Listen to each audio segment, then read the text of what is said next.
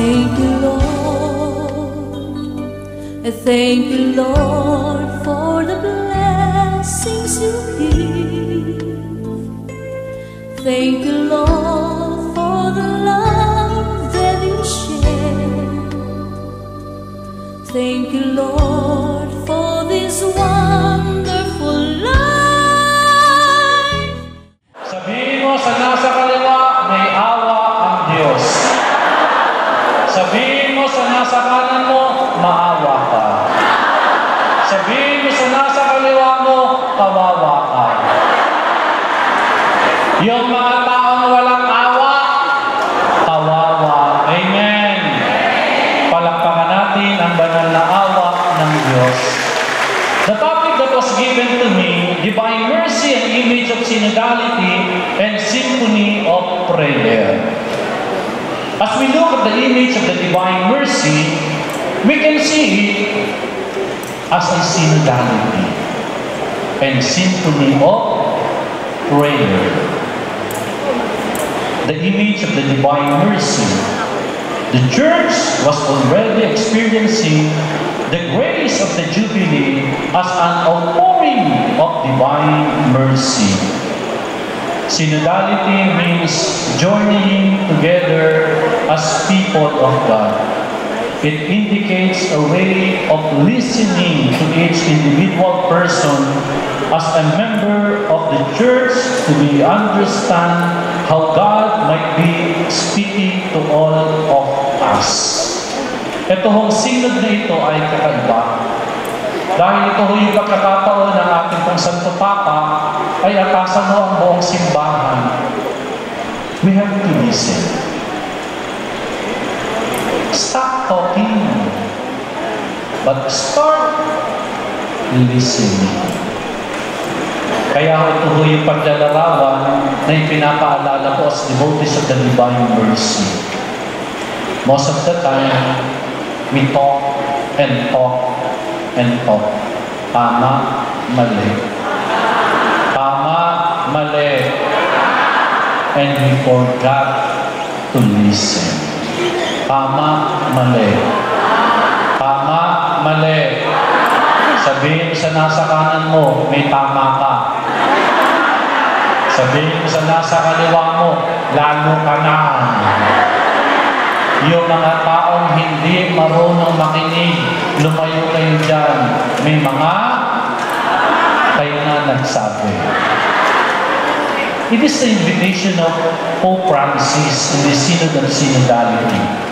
As we join it together, we have to learn to listen to one another. Synodality indicates a way of listening to individual. And if you notice, the Synod of Synodality started 2021 until 2024, until now. But in this year, the Holy Father called this a prayer, a year of prayer. What is the aim of Synod? It's a fundamental part of church very nature. There are already many ways by which you experience synodality in the church. The ecumenical councils, the synods of bishops, diocesan synods, the diocesan and parish councils. All these are synodality. There are lots of people who represent each one of us. These are the image of the people of God. The people of God are not static. They are on the move. In direct reference to the etymology of the word synod, which means walking together. That's why when we say synodality, it means walking together. Amen.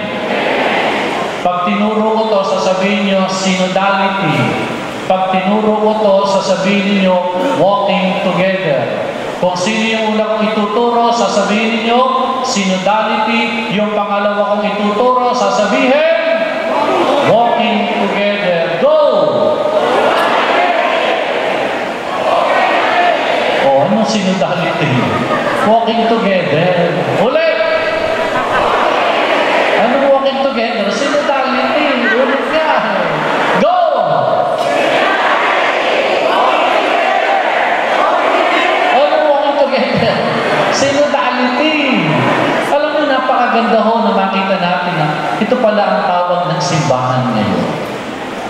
We have to journey together. We have to work and walk together. For the Synodal Church, we have the theme, communion, participation, and mission. Communion. God gathers us together as discerned peoples of one faith, which reconcile us to the Father and unite us with each other in the Holy Spirit. Communion means with union. Kaya nga po, communion. We have to unite and not to divide. In a Latin, our Lord prayed, ut unum sint. Pakiulit. Nyak, nyak, nyak, nyak, nyak, nyak, nyak. Para kayong mga Twitter. Mag-tweet kayo ng tweet. Ut unum sint. Louder. Louder. What is the meaning of the Latin word ut unum sint? Hindi po namin alam. That all may be one. That's the dream of the divine mercy. Kaya yung topic kanina ni Father, kung meron man nami-mislead, nare-recruit ng Maria Divine Mercy, they are with us. We have to realign them. We have to commune them. We have to join it together. Kailangan natin silang ituwid, itama, paalalahanan to bring in one faith to the divine mercy. Amen. Kaya po tandaan natin sa divine mercy, we have to be united. Eh minsan na nakakalungkot sa mga samahan, may nag-aaway-away, tama, mali. May nag-iingitan, tama, mali. May nagsisiraan, tama, mali. Napakaraming marites, tama, mali. E paano tayo magkakaisa?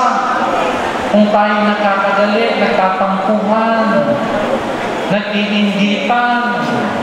Kaya sabihin mo sa nasa kanan mo, huwag ka nang mainggit. Sabihin mo sa nasa kaliwa mo, at naiingit, pangit. Gusto niyo maging pangit? Huwag tayong mainggit. Amen. Tandaan ninyo, that's the all of the synodality, communion. Pangalawa po, participation. All the faithful are called to serve one another. Amen. Through the gifts they have received from the Holy Spirit, we receive charism, we receive gifts, we have to participate in. Alam niyo ho, hindi ko na rin mabilang. Yung minsan na lumalapit po sa akin, ginagamit ang debosyon ng Divine Mercy. Kasi meron daw siyang gift of healing. Pwede daw ba siyang mag-heal? Ang healing nagmumula sa Diyos, hindi sa atin. Kaya ako muna na sinasabi, magpapagaling ako. Kasi ho, ang pagpapagaling nagmumula sa Divine Mercy. Kung binayaan man tayo ng charism, kung binayaan man po tayo ng gift, we have to be obedient to the church hierarchy and authority. We have to participate in our liturgy. We have to participate in our Sunday Mass. We have to participate in our parish activities. And minsan mo kasi, devotees of the Divine Mercy, hindi nagsisimba. Tama, mali. Anong sinasabi sa ikatlong utos? Remember to keep the Holy Sabbath Day. Magsimba tuwing araw ng linggo at pistang pangilin. Tama, mali. Ginagawa, hindi. Dapat by ginagawa po natin. We have to participate in our parish activities. Minsan nagtatampo sa pare, nagagalit sa pare, humihiwalay sa parokya. There should be a sense of belongingness in your parish. Dahil yan po ang inyong pamilya. Yan po ang inyong munting sambayanang Kristiyano. And third, mission. Our mission is to witness to the gospel. Synodality is a path by which the church can more fruitfully fulfill her mission of evangelization. Kaya yung binabanggit kanina ni Father Lucas na under po tayo sa new evangelization. Kasi po yung ating debosyon is a means of evangelization. Meron tayong misyon na dapat po nating gampanan. Kaya di ba meron tayong mga ginagawa? Home evangelization. Kaya nga gumagawa tayo ng works of mercy. Corporal works of mercy. Spiritual works of mercy. That is our mission. Amen. Sabihin mo sa nasa kanan mo, may misyon ka. Sabihin sa nasa kaliwa mo, huwag kang konsumisyon. Yung mga taong hindi gumagawa ng misyon, sila kayo na ang nagsabi. This gathering of ours is an image of synodality. We join it together, we reflect, we pray, we eat, we listen, we talk, we share. Synodality. And the image of the divine mercy is very synodal. Look at the hands. It represents communion. Blessings for all. He commune with us with His blessing. Sabi nga po, every gising is a blessing. Pakiulit. Amen. Sabihin mo sa nasa kanan mo, salamat sa Diyos, naririto ka. Sabihin mo sa nasa kaliwa mo, magpasalamat ka, buhay ka pa. We have to thank the Lord for every blessing, especially our gising. Blessing po yan. Pinagpapaala tayo ng banal na awa ng Diyos. Look at the right hand of the divine mercy. It's a symbol of blessing. Next, raising his right hand in blessing, pointing with his left hand on the sacred heart from which flow forth two rays, one red and one pale. Next, and third, about his heart. Second, about his heart. He participates with us from his heart. Flow his love and mercy. Yun yung pakikibahagi. Yun yung participation ng banal na awa ng Diyos. Kaya nga red, Eucharist. Kaya nga white, baptism. By virtue of baptism, we participate in our Christian faith. By virtue of our baptism, we join in the celebration of the Eucharist. We receive Him in Holy Communion. Next slide. The depiction contains the message tray. Symbolic meanings: red, the blood of Jesus; the pale, water will justify souls. And with the signature, Jesus, I trust in you. The whole image is a symbol of charity, forgiveness, and love of God, prepared by the fountain of mercy.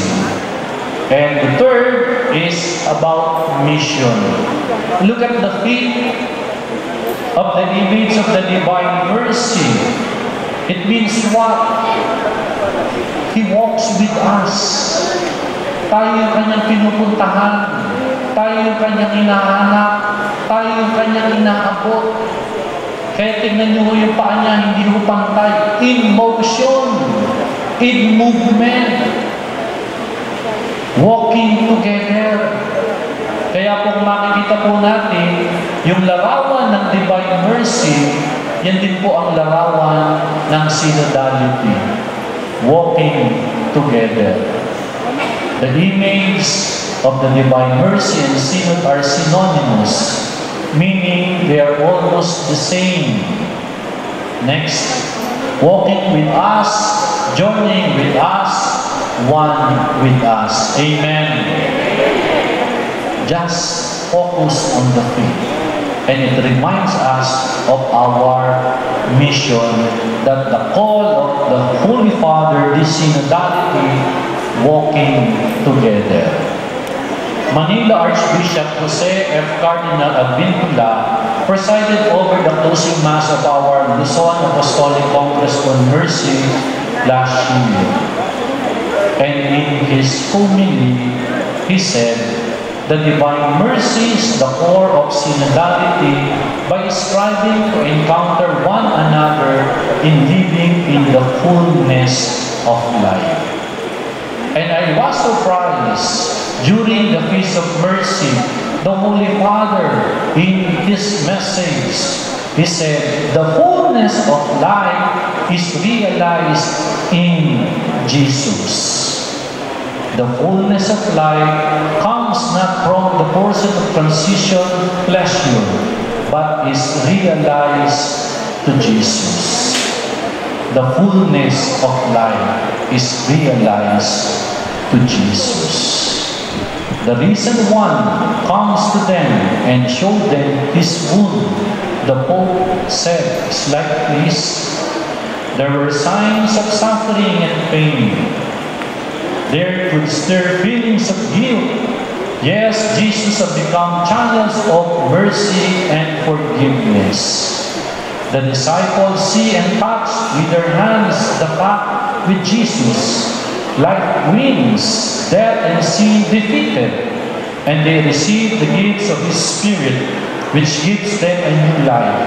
As beloved sons, endued with joy, love, and hope.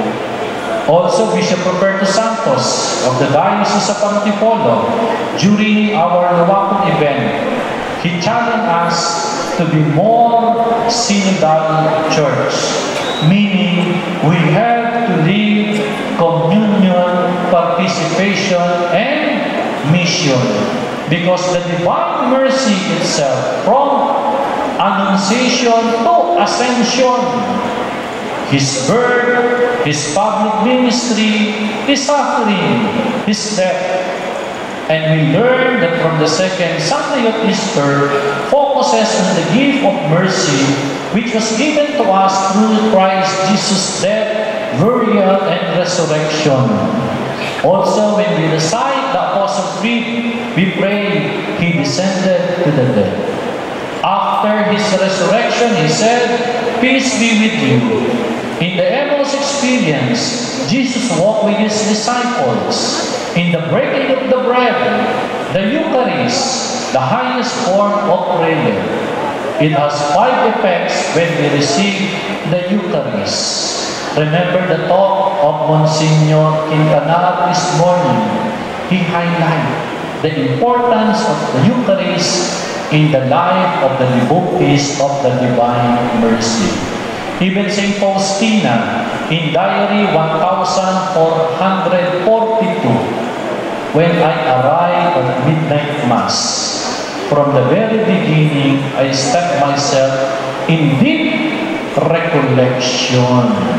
And during that recollection, I was left alone with the infant Jesus, who stretched out His little hands to me. The act of synodality, even the infant Jesus went to Saint Faustina. And in Diary 1481, also during Mass, Saint Faustina said, I saw the infant Jesus near my needle. He appeared to be 1 year old, and he asked me to take him in my arms. Walking together, journeying together. The experience of Saint Faustina during the apparition of the Divine Mercy, the infant Jesus went to Saint Faustina. And this little child said, it is good for me to be close to your heart. Singularity, walking together. And in this year, 2024, the year of prayer, in preparation for the 2025 Jubilee with the theme, Pilgrims of Hope. And this year, we call this Symphony of Prayer. Slide please. And as we prepare for this Jubilee, the Pope designates a year of prayer today. After the year devoted to reflecting on the doctrine and studying the truths of the Second Vatican Council, Pope Francis has proposed that 2024 should be marked as a year of prayer, dedicated to prayer. Remember when we pray with our hands, if you notice, Pope Francis gave us symbol of 5 fingers when we pray. The tongue. Pray for those who are close to us because it is nearest to us. The index. Please pray for those who teach, to those who instruct and heal you. This includes your teachers, the catechists, the doctors, and the priests. The middle finger, pray for those who are in authority, not only in our government, but also in our church. Our leaders need our prayers. Amen. Amen. And the ring finger, it is the weakest among the fingers. And please, the Pope reminded us we have to pray for the poor and for the sick people. And the last is our pinky. Pray for ourselves. That's the last thing that we have to pray according to Pope Francis. And in Matthew 18, it said, for where 2 or 3 gather together in my name, there I am with them. Amen. Please read loud and clear. Where 2 or 3 are gathered together in my name, there I am with them. And I believe that Divine Mercy is now with us because we are not only 2, we are more. Amen. Let us give our Divine Mercy a warm of applause. And don't forget, when we pray, we have the acronyms ACTS. Adoration, contrition, thanksgiving, and supplication. We know what is adoration, contrition, thanksgiving, and supplication. In preparation for the Jubilee, listen to this. Dioceses are invited to promote initiatives to remind people of the centrality of both individual prayer and community prayer. Not only individual, but also communitarian. Not only communitarian, but also personal prayer. This is particular focus on the Holy Father, and this presents us with a great opportunity to go back to the basics of our prayer. especially the Lord's Prayer, the Our Father. Maaari din po, lagi natin dinadasal. But when we reflect, when we meditate, when we search about it, it speaks a lot of things about us. The petition, the biblical basis, and the intention of the Lord's Prayer. It appears in two forms in the New Testament, the Gospel of Luke and the Gospel of Matthew. If the Gospel is a message of joy, then it is one we should be eager to share with others. And this can be done especially by inviting people to a deeper, prayerful encounter with Jesus Christ this year. That is the challenge of our Holy Father, to be prayerful encounter with Jesus this year. For two reasons. To encourage people to go deeper in their commitment to pray and in their love of God. And to think about how they might accompany someone else to pray during the coming year of prayer. The Symphony of Prayer, from the Latin word symphonia, was used to describe various instruments, especially those capable of producing more than one sound simultaneously. A symphony is extended musical composition consisting of multiple distinct sections of movements. Symphonies are always scored for an orchestra, which altogether number about 30 to 100 musicians, sounding together, praying together. Please repeat. Pope Francis announced the start of the year of prayer last January 21, 2024. In the Angelus, he addressed that a year dedicated to rediscovering the great value and absolute need for prayer in one's personal life, in the life of the church, and in the world. Marami po kasi sa atin busy, nakakalimutan ng magdasal, tama, mali. Hindi na ho nagro-rosaryo, hindi na ho nagsisimba, hindi na ho nagcha-chocolate, puro na lang ang cellphone, tama, mali. Facebook. Kaya tignan mo yung Facebook na. Wala nang ginawa. If we want to be connected to other people, please do not forget to be connected to the divine mercy, especially through our prayers. Amen. And the Holy Father said, "Dear brothers and sisters, the coming months will lead us to the opening of Holy Door, with which we begin the Jubilee." Pope Francis said from the window of the Apostolic Palace, "I ask you to intensify your prayer, to prepare us to live this event of grace well, and to experience the power of God's hope." That is why today we begin Year of Prayer. The Vatican is now preparing.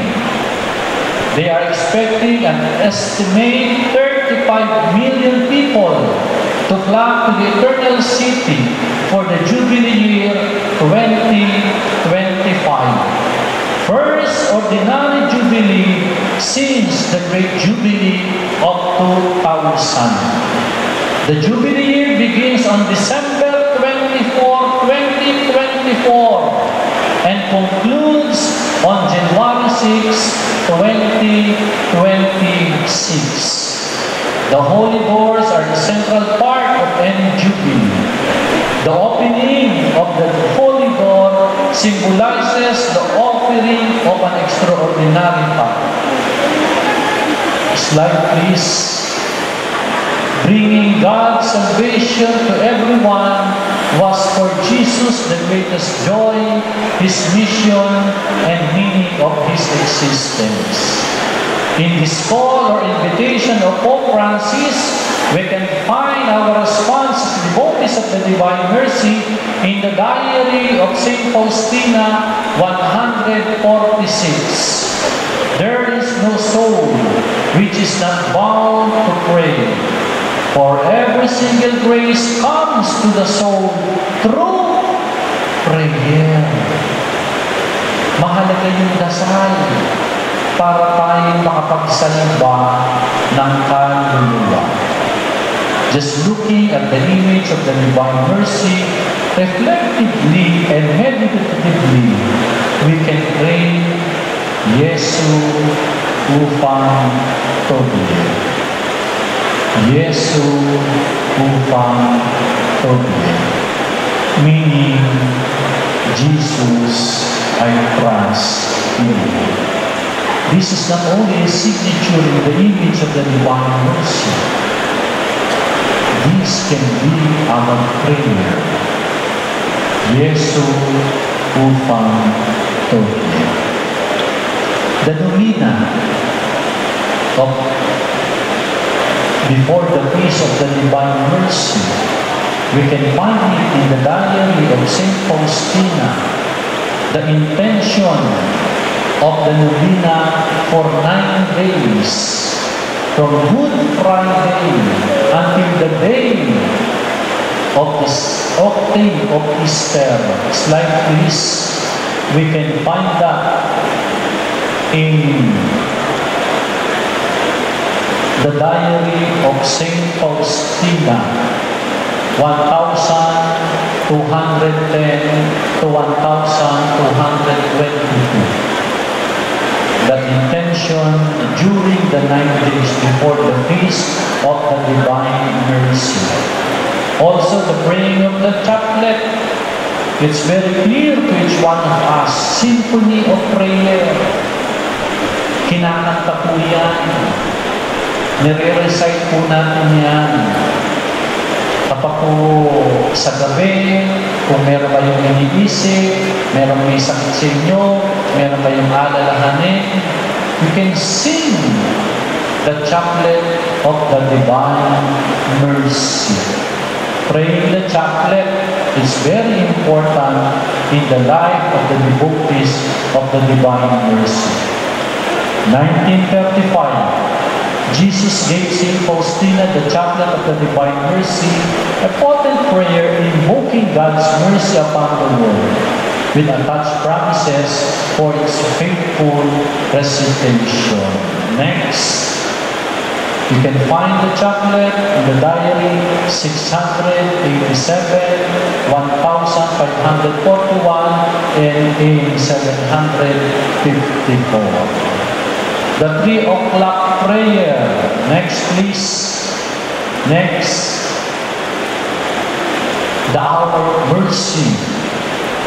We can find that in the Diary of St. Faustina, 1572, and 1320, and 369. All of this, of what we are doing, the Eucharist, the Novena, the chaplet, the 3 o'clock prayer, these are symphony of prayers.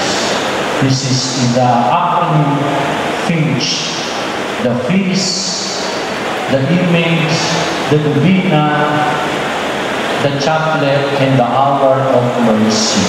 And as Father Cross mentioned, the challenge to us in prayer is our action.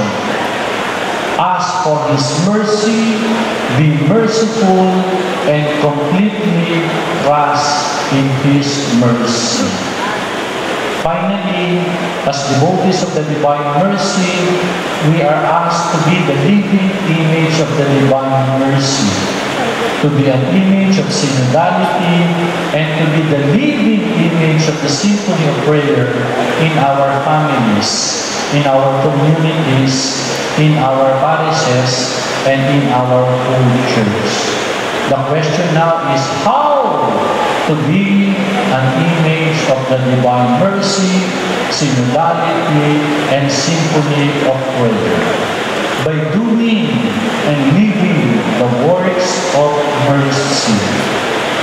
In the Edict of Pope Francis stressed on concluding about the Jubilee year, he mentioned in number 11, works of mercy are also works of hope that give rise to immense gratitude. And to sum up, remember this three words. We are here to gather, together, and together. Please repeat. Together, together, and together. We are here together. Amen. We are here together. Together. Because after our journey in this life, what next? To get there. Tomorrow is the feast of the Ascension. Sabi nga po sa Latin, exitus a patre, renditus ad patrem. Pakiulit. Exitus a patre, renditus ad patrem. Exitus a patre, renditus ad patrem.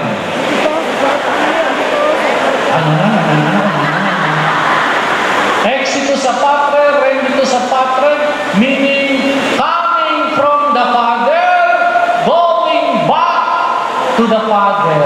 Amen. At ganyan din po tayo.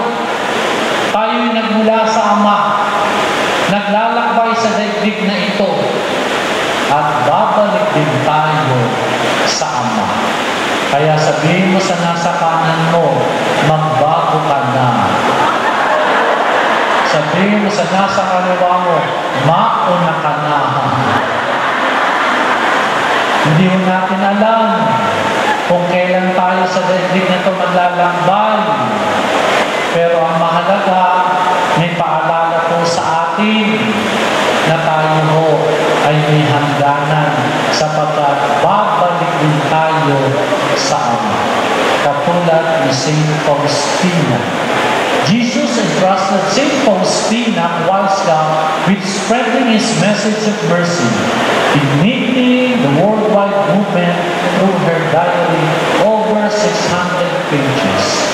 And the challenge to each one of us, even though we don't have our own diary like Saint Faustina, we are now challenged to spread, to go the message of the divine mercy, synodality, and symphony of prayer. Magandang hapon po, daghang salamat sa Diyos.